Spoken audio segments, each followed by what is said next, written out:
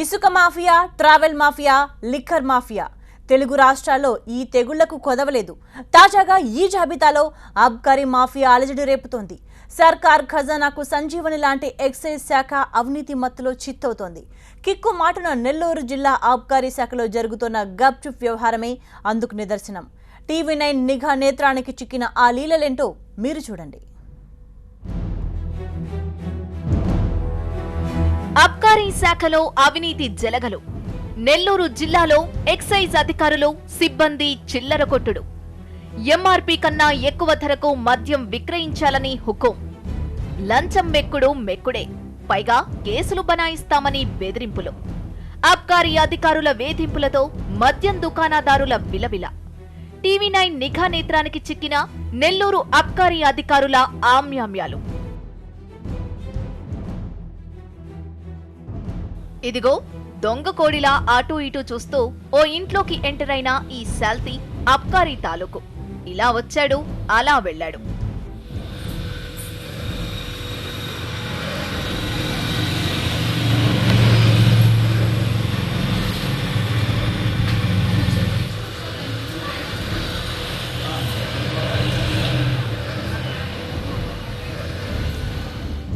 ఇక white shirt sir వారు సరాసర మెట్లెక్కాడు, తలూపాడు. క్యాష్ కట్టలు చేతిలో పడగానే సంతసంబుగా నిష్క్రమించాడు.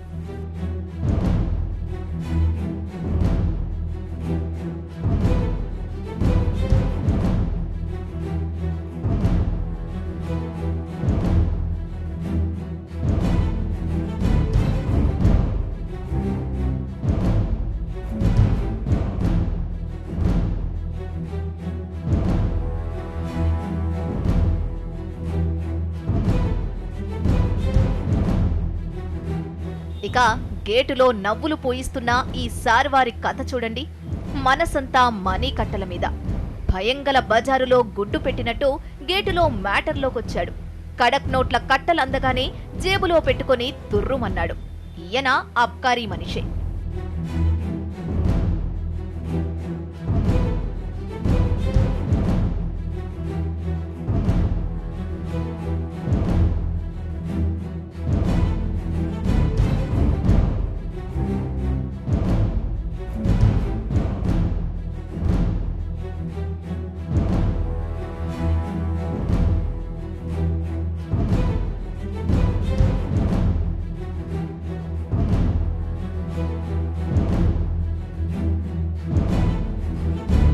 ఇదిగిదిగో గేటుకు ఆవల టోపీ.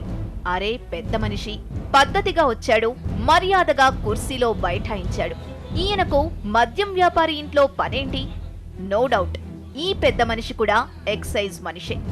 మామూళ్ల కోసం వచ్చాడు.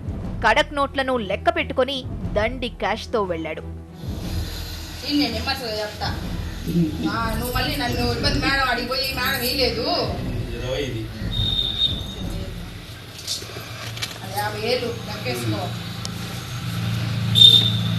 వాళ్ళ వరకు సపరేట్ ఇస్తాము.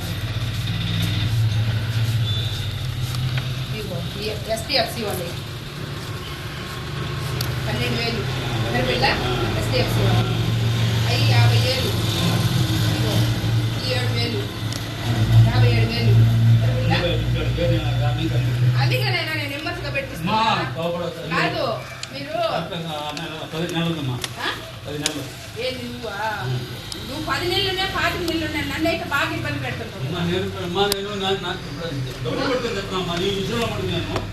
నెల్లూరు జిల్లాలో అబ్కారీ వసూళ్ల పర్వానికి ఇవి మచ్చుకు కొన్ని మాత్రమే. జిల్లా వ్యాప్తంగా 336 మద్యం షాపులున్నాయి. ఇది పక్కాగా అధికారిక లెక్క. గిరాకీకి ఢోకా లేదు.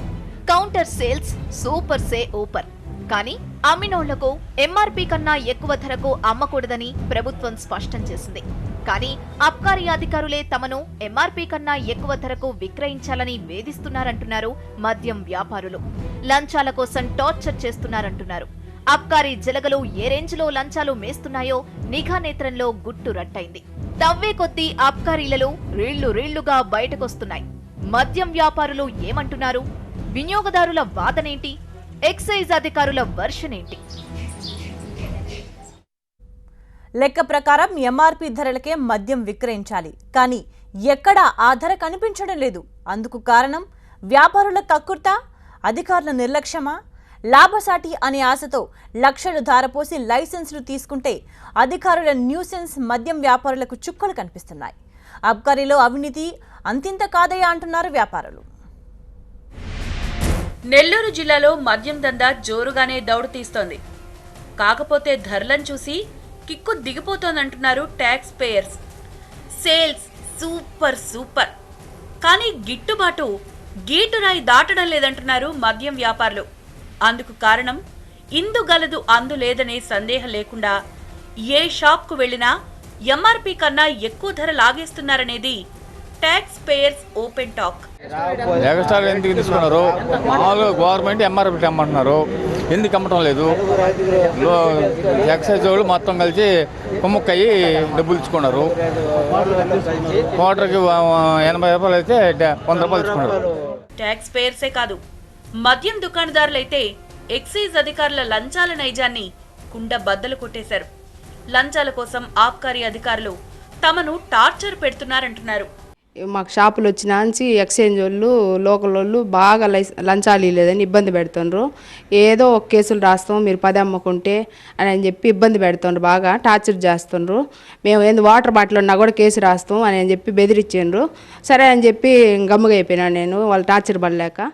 ఎంఆర్పీ కన్నా ఎక్కువ రేటు వసూలు చేస్తున్న మాట నిజమే అంటున్నారు మద్యం వ్యాపారులు. అయితే ఆబ్కారీ అధికారుల ఆదేశాల మేరకే అలా చేయాల్సి వస్తోందంటున్నారు. మాట వినకపోతే కేసులు పెడతామని బెదిరిస్తున్నారట ఎక్సైజోళ్లు. సర్కార్కు చెప్పుకున్నా సరే తమ మాటే చెల్లుబాటు అవుతుందని రుబాబు చేస్తున్నారట. ఎంఆర్పీ అమ్ముతున్నాం, ఎంఆర్పీ అమ్ముతుంటే వాళ్ళు మీరు 10 అమ్మాలా, 10 అమ్ముకుంటే మేము కేసులు రాస్తాము అని చెప్పి సిఐ గారు ఎక్సైజ్ సిఐ గారు చెప్పారు.